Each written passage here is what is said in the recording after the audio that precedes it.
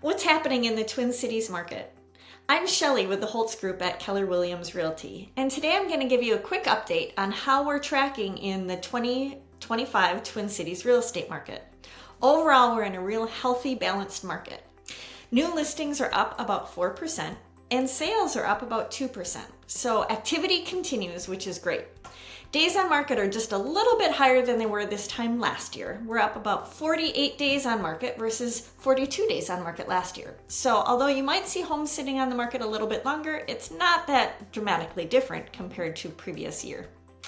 Overall values are up about 3.5% as well. So home sellers are getting more for their home than they have in previous years, and appreciation continues, which is great news for the market overall.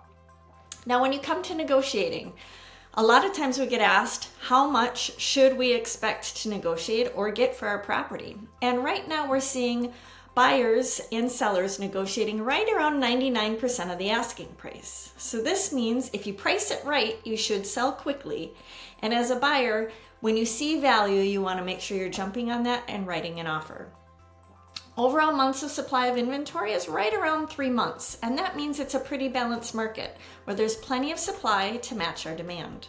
So overall, you might be hearing different things on the news or in different media outlets, and just keep in mind the real estate market is local. In fact, hyper-local. Even in the Twin Cities market alone, there's a bunch of micro markets that build up the Twin Cities market.